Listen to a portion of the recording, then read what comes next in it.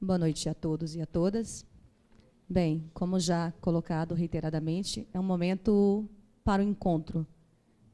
Antes de tudo, um encontro festivo, mas aqui nós temos, agora, neste momento, uma mesa para a apresentação de uma obra, como já colocado, uma obra densa, e uma mesa constituída, antes de tudo, por leitores. Leitores atentos, leitores cuidadosos dessa obra, que não é a primeira obra do escritor, como já colocado pela professora Jo, mas é o primeiro romance, e um romance policial, com uma trama que enleva o leitor, que seduz esse leitor, e que vai ser aqui analisada por esses leitores especiais convidados para este momento. Bem, para uma primeira troca de olhares sobre o livro, para que se troque aqui agora também essa leitura, que seja exposta para vocês essa leitura, eu passarei a palavra ao professor doutor Valci Vieira dos Santos, com uma breve apresentação para cumprir o protocolo de seu currículo, embora essas pequenas informações não falem da trajetória de cada uma dessas pessoas que compõem a mesa. Então, o professor doutor Valci Vieira dos Santos, como já colocado, é doutor em literatura comparada pela Universidade Federal Fluminense, é mestre em literaturas de língua portuguesa pela Pontifícia Universidade Católica de Minas Gerais, é especialista. Ele também tem graduação, foi graduado em letras, em pedagogia, graduado em letras, pedagogia, em direito, é professor assistente aqui da Universidade do Estado da Bahia, é professor também na Faculdade do Sul da Bahia, pesquisador de grupos de pesquisa aqui, e é um escritor. Tem publicado o livro Campo e Cidade na Poesia de Cesário Verde, é co-organizador do livro Linhas e Entrelinhas, e tem uma infinidade de artigos publicados em jornais e revistas acadêmicas. Então, é desta posição, desse escritor atento, que o professor Valci Vieira dos Santos nos falará agora sobre o livro Ritual dos Crisântemos, do professor Celso Kalahari. Boa noite a todos. Antes de mais nada, eu quero agradecer ao professor Dr. Celso o convite. É um prazer estar aqui para conversar. Eu estou aqui na condição de leitor, o convite que me foi feito, e de pronto eu aceitei, mas eu deixei claro, quero simplesmente falar como leitor. Leitor de literatura, amante, especialmente de poesia. Que, enfim, a poesia se constitui no rio por onde eu navego já há alguns anos, mas também apaixonado pela prosa, né? Ou pelo texto híbrido, né? Então, qual é a minha proposta? A minha proposta é apresentar para vocês a minha leitura, uma das possibilidades de leitura da obra do Celso. Trata-se de uma obra realmente bastante densa e tensa. Há uma relação entre densidade e tensão, sem sombra de dúvida, né? É um convite ao leitor. Quando eu digo tensa e densa, não fiquemos assustados. Todos podemos navegar pelas linhas da obra do Celso Kalahari, mas eu apresento a vocês um convite à leitura, um convite à minha leitura, do meu ponto de vista como leitor especialmente da tragédia moderna. Então, o que foi que eu fiz de imediato? Eu procurei levantar algumas questões sobre a obra, em termos estruturais, e claro que eu li algumas vezes a obra, tive a oportunidade de ler a obra muito antes, inclusive da publicação, e quando eu peguei a obra, de imediato me causou um profundo estranhamento. Me causou estranhamento, certamente. E quando eu peguei a obra, de imediato, eu me remeti a 3 outros autores que também me causaram e ainda me causam bastante estranhamento. Mas o estranhamento para o leitor de literatura é algo muito positivo. É muito positivo quando nós, leitores de textos literários, não importa qual gênero, quando nós nos deparamos com esse estranhamento. E foi o mesmo estranhamento que eu tive quando eu mantive contato com 3 grandes autores, um holandês, um outro alemão, que são o Sebald, o Coetzee, que é um sul-africano, e o nosso Thomas Bernard. Então, quando eu fiz contato com esses 3 autores, e tempos depois eu mantive contato com a obra do Celso, O Ritual dos Crisântemos, eu disse, nossa, mas que diálogo, né? Que diálogo que há entre essas obras, obras densas, tensas, pós-modernas, que fogem definitivamente à linearidade. Então, se nós estamos acostumados a ler obras e uma obra híbrida, porque aqui, né, no corpo do texto literário, nós vamos encontrar as mais diversas possibilidades de escrita do texto literário, e é exatamente isso que nos encanta, né? Então, numa obra literária híbrida, multifacetada, fragmentada, pós-moderna, deslocada, fatalmente vai nos causar, como leitores, também o deslocamento. Isso é fascinante. É fascinante porque nós, leitores, em algum momento, vamos identificar com aspectos da obra. Eu acho que o grande lance das obras pós-modernas, um dos grandes lances é esse, é dar condição ao leitor para que ele se insira na obra, para que ele se faça presente na obra, para que ele seja um coautor da obra, que é a grande proposta e que não é de hoje. Então, nesse sentido, o Celso acerta de forma rápida e certeira. Então, esse foi a primeira causa do estranhamento, né, do estranhamento que causou a mim, leitor de algumas obras, esses 3 grandes nomes que para mim hoje são referência de obras híbridas, de obras que oferecem a leitores a possibilidade de estar nela, de se fazer presente nela, de dar continuidade a ela. Não vamos pensar mais em obra acabada. A obra será sempre aberta. Humberto Eco já disse muito bem, né? A obra precisa ser aberta. Uma obra fechada não permite ao leitor que se coloque. O leitor precisa se colocar na obra. O leitor precisa dar continuidade à obra, porque é isso que o autor quer. O autor quer que o leitor participe de sua escrita. Então, esse estranhamento me deixou bastante à vontade e, ao mesmo tempo, bastante feliz com esse 4º livro do Celso. Ora, e aí o que foi que eu escrevi? A percepção do estranhamento que a obra pode causar ao leitor, uma vez que se acham ausentes formas tradicionais de escrita de arte pela arte, já que a sua forma literária inovadora consegue comunicar um significativo conteúdo de aspectos do trágico moderno, de uma sociedade envolta com seus conflitos e crises. Claro que eu não poderia deixar de imprimir sobre a obra as minhas leituras sobre o trágico, uma vez que é sobre elas que eu tenho me debruçado já há alguns anos. O estranhamento da quebra do diálogo, e aí eu cito as páginas, confesso-lhes que eu gostaria de lê-las todas, mas não são poucas as páginas, e se eu assim o fizer, eu os cansarei e não darei a oportunidade para o colega, que certamente é o que nós queremos ouvir, né?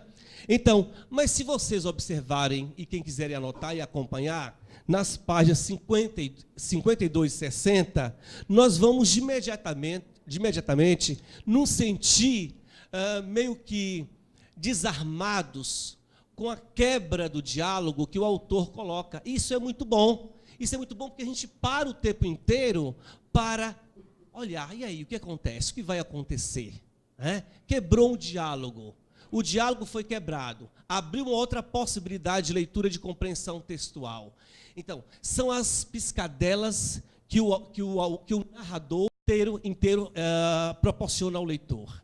Que, aliás, é um outro grande lance da obra do Celso, é a possibilidade que o narrador, esse narrador desconhecido, que se aproxima de Eurico como quem não quer nada, mas que acaba, num dado momento, até sendo onisciente, né?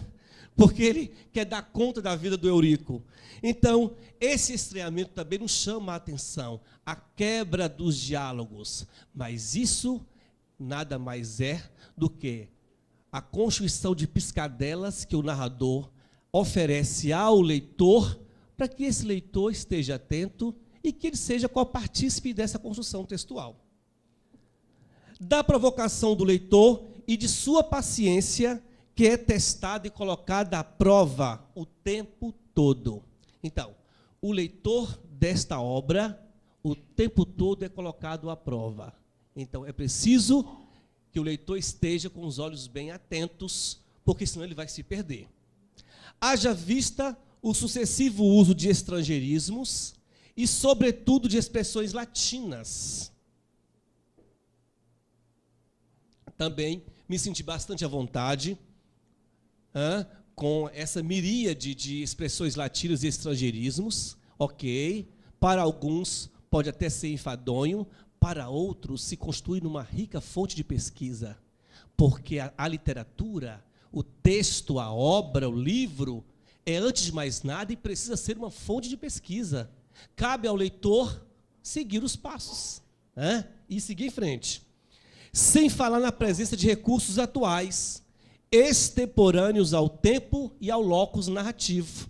Na página 230, por exemplo, nós vamos encontrar referências à mídia, às redes sociais. E o jogo com sinais de pontuação, marcas da modernidade. Então, o primeiro contato que eu tive com a obra me apresenta esse cenário extremamente complexo e me causa estranheza, mas, ao mesmo tempo, me deixa feliz, porque a obra, uma boa obra, uma obra que vai causar realmente impacto, ela precisa causar estranheza ao leitor. O leitor precisa se sentir meio que nu diante da obra. E, em seguida, o texto narrativo foge, como já dissemos aqui, a linearidade das estruturas textuais que insistem em explorar somente os tradicionais gêneros literários. Então, quando nós pegamos a obra, nós vamos encontrar um texto híbrido. Você encontra a poesia, você encontra a lírica, você encontra o épico, você encontra o texto jornalístico, na página 212, por exemplo, em outros momentos, você encontra textos de natureza jornalística, você encontra relatos autobiográficos, receita, até receita você encontra. Que coisa boa! Se de repente o leitor não conhece aquela receita, não experimentou aquele aspecto gastronômico, que tente fazê-lo. Aí estará a obra. A obra tem esse condão de estar o tempo todo ensinando, contribuindo para o crescimento do leitor. E o gênero dramático, é claro o gênero dramático, e é sobre o qual, enfim, me delongarei mais, e a respeito do gênero dramático, que eu tive o cuidado de fazer uma leitura especialmente sobre as duas personagens, e que eu considero ambas protagonistas. Então, sem falar nas constantes piscadelas que o narrador dá, vejamos o jogo que ele faz, eu estou falando agora do autor, com o nome Euricus, Eulíricos e Eurico. É preciso ter cuidado com esse jogo de palavras. Esse jogo não foi colocado de forma gratuita. Então, estará aí posto. Cabe a nós nos atentarmos, fazermos a devida pesquisa, porque uma boa obra leva o leitor à pesquisa, fatalmente. Toda boa obra, toda obra bem escrita, causa no leitor o desejo de pesquisa. Provocando o leitor, então, esse jogo, essas piscadelas que o autor, via narrador, vai nos incitar, às vezes nos irrita, às vezes nós nos sentimos irritados, leva-nos a perder o rebolado. Quantas vezes eu perdi o rebolado diante da obra, mas aí eu dei a volta por cima, sacudi a poeira, dei a volta por cima e continuei a leitura. E acompanhar, eu como leitor, os passos largos do escritor poeta. Então, foi o segundo momento em que eu me deparei com a obra do Celso Kalahari. E o terceiro momento, que eu apenas vou reiterar a comunicabilidade com a obra, com diversos outros autores, mas também com clássicos da literatura. Isso é muito bom. Isso revela pesquisa. O autor teve o cuidado de pesquisar. Ele quis oferecer ao leitor o melhor. Então, além dos 3 grandes escritores já citados, nós vamos encontrar referências aos Lusíadas. A Bíblia não poderia ser diferente. A formação do autor permite a ele navegar pelas passagens bíblicas, e isso enriquece o texto, sem sombra de dúvida. Então, o intertexto na obra do Celso se faz presente sem a menor sombra de dúvida. Então, nós temos várias passagens, a página 47, aí eu vou ler um pouco, por favor. Na página 47,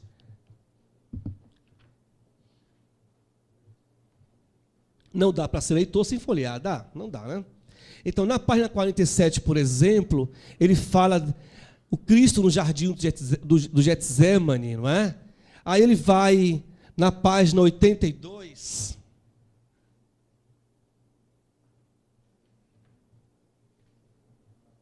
E fala aquela frase que todos nós conhecemos, extremamente reflexiva: meu Deus, por que me abandonaste? Na página 87,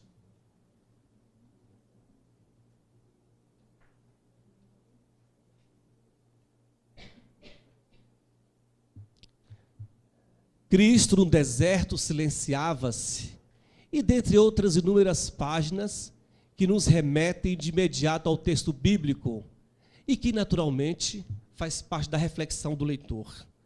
Os Lusíadas, uma referência à obra camoniana, a obra máxima camoniana, está na página 73, quando ele fala, claro, do famoso episódio da Ilha dos Amores, dentre os famosos episódios que compõem os cantos camonianos, a Ilha dos Amores.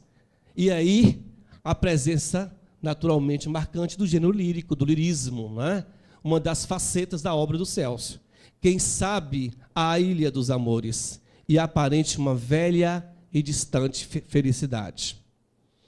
E, em seguida, eu me debruço sobre o aspecto trágico moderno da obra do Celso Kalahari.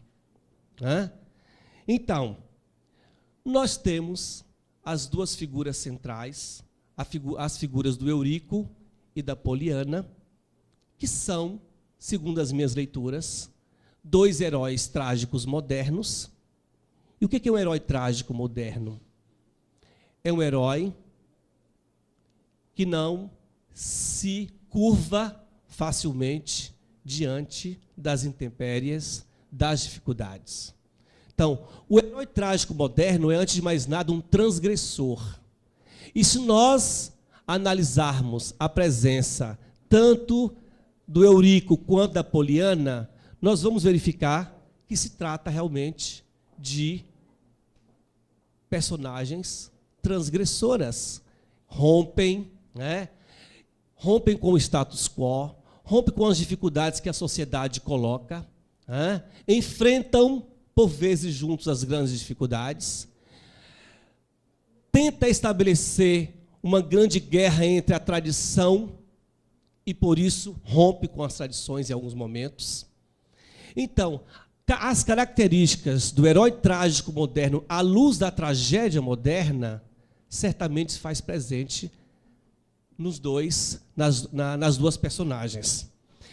E que aspectos eu busquei num texto do Celso para ratificar, para caracterizar, talvez não caracterizar, mas para delinear essas 2 personagens como personagens trágicas?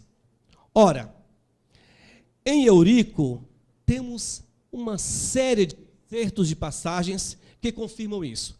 Antes de mais nada, o herói trágico moderno, ele é solitário, ele é agônico, ele é transgressor, ele bate de frente com aquilo com o qual ele não concorda.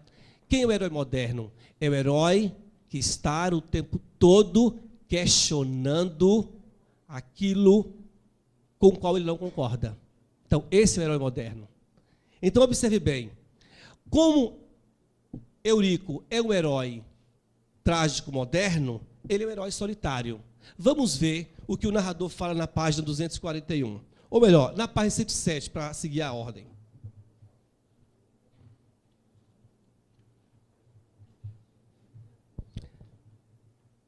Na página 107 diz assim: a presença da solidão na obra. Quando batia algum desespero, algum desencanto em Eurico, ele começava a praticar a arte solitária de comer às escondidas, gramas do quintal. Na página 108, nesses momentos de águas torrenciais, não havia ninguém mais no mundo a não ser Eurico chorando, queixando, blasfemando, duvidando em sua fiel solidão. O herói moderno, trágico moderno, é um ser solitário, porque ele é questionador. O eu do herói trágico moderno é um eu conflituoso. Ele está o tempo todo em conflito, porque ele bate de frente com questões muitas vezes cristalizadas. Vamos ver a angústia de Eurico, na página 97. A obra está permeada da presença da angústia de ambos as personagens. Mas aquela angústia herdada na infância permanecia. Então, a tragicidade do herói está exatamente nessa permanência do eu conflituoso, do eu agônico, que não se curva e, por isso, questiona, ainda que muitas vezes não consiga mudar o status quo.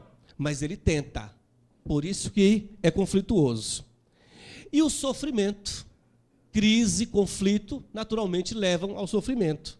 Na página 83, nós vamos encontrar uma passagem.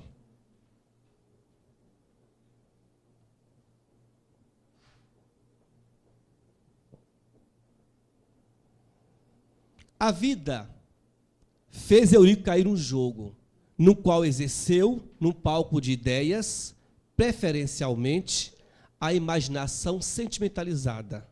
Ao fim da peça, ensaiava sozinho e ficava sozinho num canto qualquer. Me lembrei do Drummond agora, hein? Agora me veio o Drummond. Bem, contradições.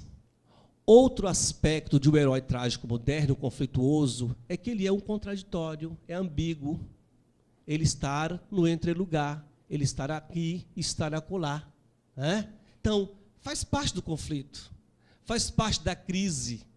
Então, esse herói, ele está o tempo todo numa areia movediça, porque ele pisa em terrenos contraditórios. A vida, muitas vezes, é contraditória.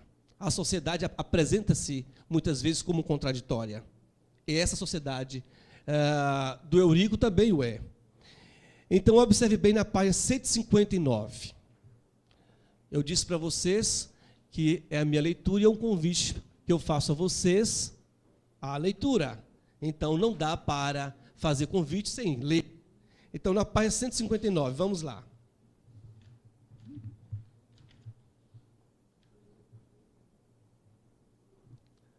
Na verdade, Eurico sentia-se confusamente. Essa é uma passagem bela, muito bela. Gostei demais dessa passagem. Na verdade, Eurico sentia-se confusamente, ora um mestiço, um índio com sangue de índio, ora um árabe com sangue de árabe, um brasiguaio, um agregado à nação brasileira, e agora um quase pertencente à tradicional família siríaca de um pai desertor.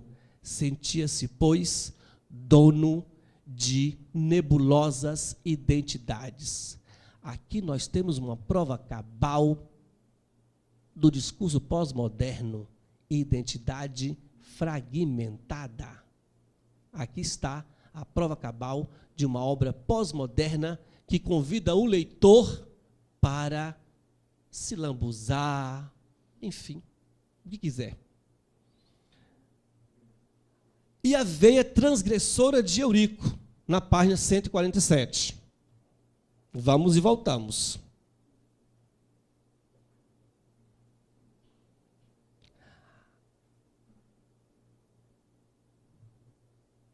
Às vezes, Eurico tinha um sentimento de medo porque algumas sensações, algumas vibrações, algumas vozes desestruturavam sua ordem, sua paz com o mundo, com as pessoas e até mesmo com Poliana.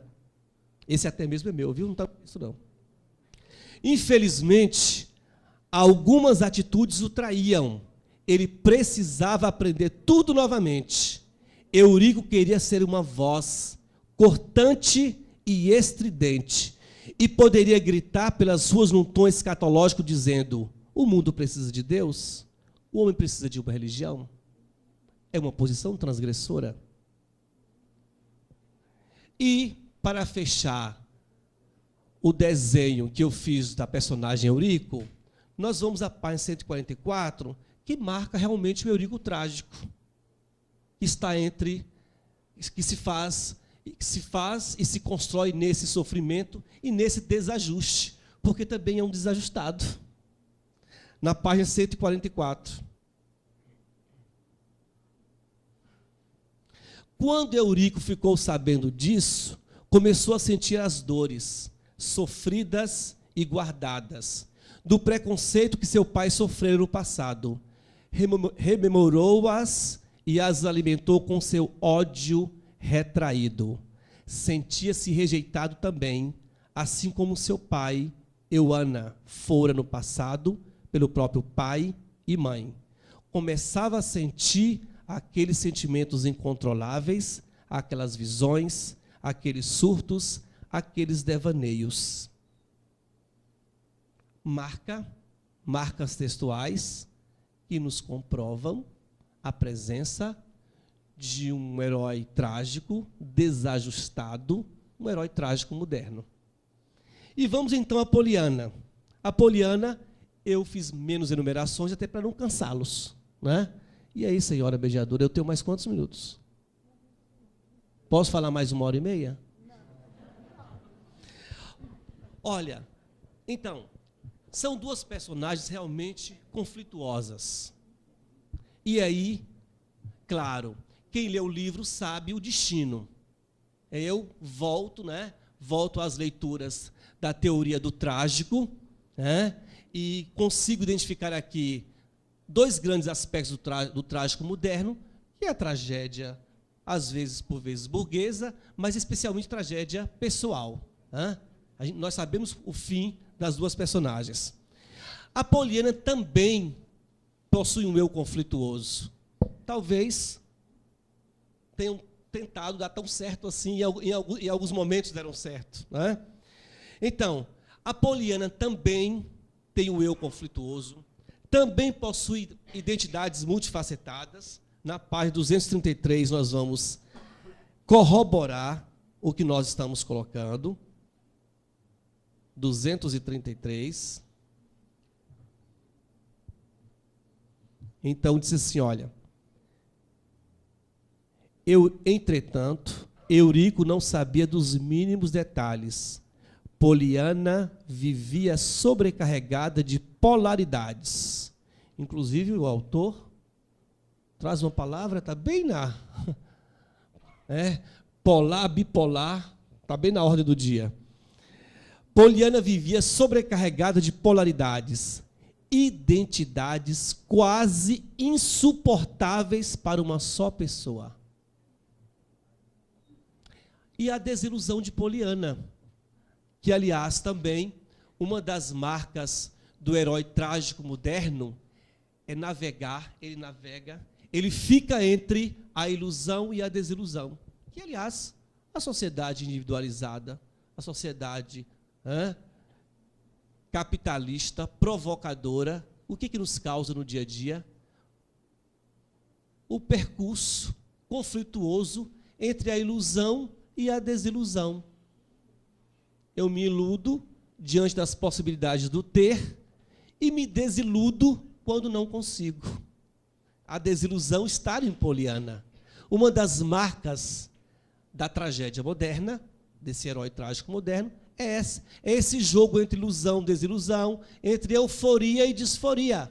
Você, quando você pensa que vai conseguir, quando você quer conseguir, você instaura-se em você uma euforia. E Poliana, muitas vezes, se mostrou esse ser eufórico, querendo ter aquilo que ela imaginou, ou que ela imaginasse que poderia ter, mas se desiludiu muitas vezes. O Displaced, uma Poliana gauche, e aí eu volto, as expressões são cunhadas do Afonso Romano de Santana, em sua obra sobre Carlos Drummond de Andrade, Análise da Obra, quando ele discute a presença do herói, esse herói displaced, que é displaced, o herói deslocado, gauche, que se coloca num canto. Então, tanto o Eurico quanto a Poliana são heróis displaced, eles não estão bem em lugar nenhum, não estão bem em lugar nenhum. E o conflito trágico de Poliana, a página 214.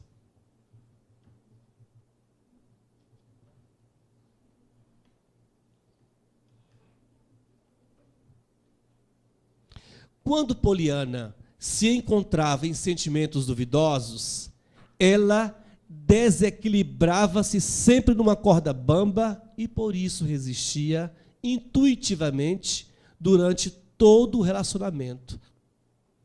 Desde o tempo da adolescência a uma vida íntima ao lado de Eurico, apesar de estar inteiramente envolvida. Poliana não conseguia se perceber, se pertencer, e buscou viver na criação das ideias de Eurico, mergulhando-se cada vez mais numa excessiva depressão. E aí eu destaco aquilo que talvez seja um dos quadros mais trágicos da obra. A obra do O Ritual dos Crisântemos é um emaranhado de quadros trágicos. E por isso muito interessante, Então, difícil hierarquizar os quadros, mas tem um realmente que me chama a atenção. E ele está na própria página 214. Eurico, sabendo que seu amor não seria mais seu amor, que sua posse não seria mais sua posse, que sua dependência amorosa tornara-se insuportável, que sua raison d'être não seria mais sua raison d'être, agarrou fortemente Poliana no último abraço sufocante e demorado. E por aí vai. Esse eu considero um dos quadros mais trágicos. Quer dizer, achar que tem, que possui, mas não tem, mas não possui. Instaura-se o sentimento mais agônico do ser em Eurico. E a dubiedade de Poliana, claro, como uma grande anti-heroína, são dois grandes anti-heróis, não poderia deixar de apresentar-se também como uma personagem dúbia.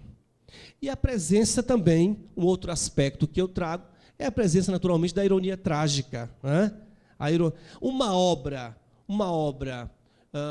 com fortes componentes trágicos, modernos, não poderia deixar, Celso, você me perdoaria se você não tivesse colocado a ironia trágica, aí nós iríamos travar uma briga ferrenha. Mas aí, quando eu leio, eu encontro realmente a presença da ironia trágica na obra. Aí eu, como leitor, me senti aliviado. Falei, nossa, ele consegue realmente construir a presença da ironia trágica na obra, que está na 143.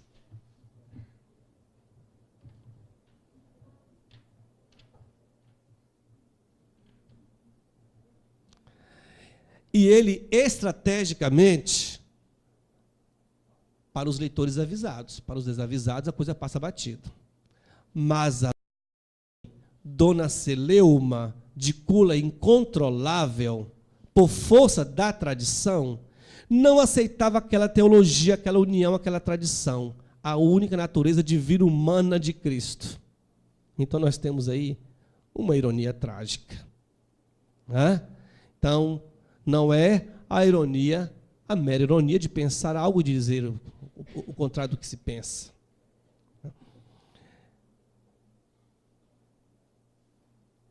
E aí, nobres colegas aqui da mesa e demais colegas leitores, são esses os aspectos que eu extraí da obra, uma obra muitíssimo interessante.